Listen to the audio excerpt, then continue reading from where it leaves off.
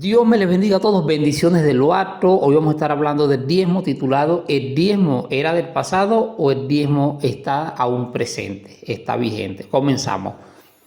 Cuando nosotros hablamos del diezmo, el diezmo en sí es una bendición. Dar el diezmo, de acuerdo a Malaquías capítulo 3 versículo 10, la Biblia dice que el diezmo hace que se abran las ventanas de los cielos a nuestro favor, es decir, que va a haber bendición hasta que sobreabunde, que el Señor va a cuidarnos, vida eterna, vamos a tener, amados hermanos, una protección divina, ya que el Señor promete en Malaquías 3:11 que reprenderá por nosotros, óyelo bien, al devorador. Como todos sabemos, el devorador trae ruina, destruye matrimonio, destruye hogares, ministerios, trae estancamiento económico, trae muchísima pobreza. Donde se mete el devorador, el hogar cristiano que deja que el devorador se meta, amados hermanos, eso va a ser un desastre. Pero déjenme decirle, amados hermanos, que el diezmo nace mucho más antes de la ley. Muchos críticos argumentan y dicen el diezmo era de la ley, el diezmo era de la ley, el diezmo quedó abolido. Déjenme decirle que cuando Abraham diezmó, de acuerdo a la palabra del Señor en Génesis 14:20, no existía ley, no existía Moisés, no existía el pueblo de Israel. La diferencia de la época de los patriarcas, cuando Abraham dio el diezmo, a la época de Moisés y la ley, son muy antiguos. El diezmo no nace en la ley, el diezmo fue regulado en la ley, el diezmo fue confirmado por la palabra del Señor como una ordenanza, porque se tenía que mantener a los sacerdotes y a los levitas que ministraban en el templo. ¿Qué les quiero decir? Que tanto en la antigüedad, en el Antiguo Testamento, era practicado el diezmo. Lo vemos en Génesis, lo vemos en Levíticos, en Números, Deuteronomio, Segunda de Crónicas, en Amos, en Malaquías, pero en el Nuevo Testamento, en Mateo, en el tiempo del Señor Jesucristo, Mateo 23:23, la palabra del Señor nos enseña que el Señor Jesucristo no lo abolió en su tiempo. Él lo único que hizo fue hacer una aclaratoria, que dar el diezmo era muy bueno, pero que algo que habían dejado los fariseos, que era importante, era el amor, la justicia, la misericordia, la fe, amados en el Señor. ¿Qué les quiero decir? Que en el tiempo presente, en el Nuevo Testamento, nosotros lo vemos en Mateo, lo vemos en el libro de Lucas y en Hebreos. Esto es muy importante en Hebreos porque nosotros vemos que se está enseñando, que está finalizando el sacerdocio de los levíticos, porque le va a dar una continuidad al Señor Jesucristo. Es decir, que cuando uno da el diezmo, el alfolí de nosotros es Cristo, así como el alfolí en la antigüedad era Melquisedec, el alfolí de Abraham fue Melquisedec. Lo cual por la Biblia nosotros podemos darnos de cuenta de que el diezmo estaba presente en el Antiguo Testamento y que en la actualidad sigue vigente, porque no hay un solo versículo en la Biblia que diga que no debamos diezmar. Esto es muy importante.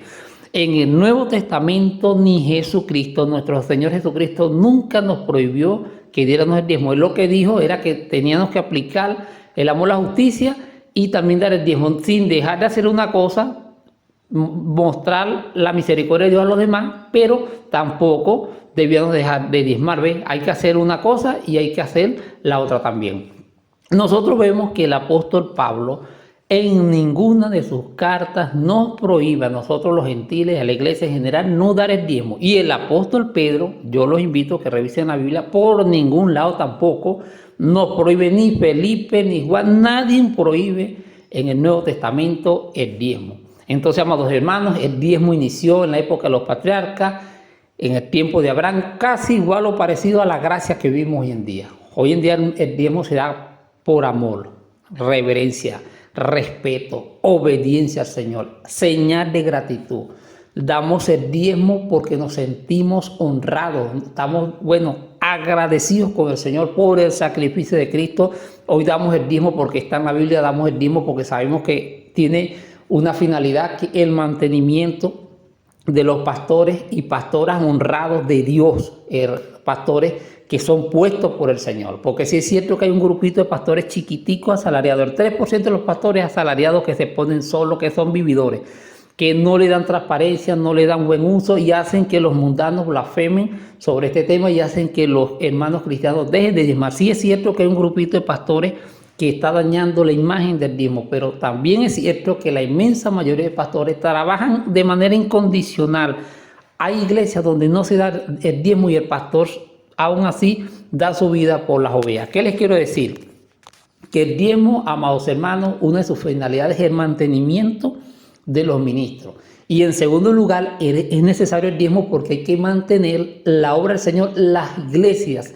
Las iglesias, mantener una iglesia, hay que pagar agua, hay que pagar luz, hay que ambientarlas, hay que tener la parte higiénica, lo que necesita el baño, la cera para el piso. Muchas veces se daña la planta, muchas veces hay que ampliar las iglesias porque crece, hay que apoyar la obra misionera, hay que ir a los campamentos, hay que muchas veces comprar Biblias y donarlas en diferentes idiomas de otros países y llevar a las comunidades indígenas.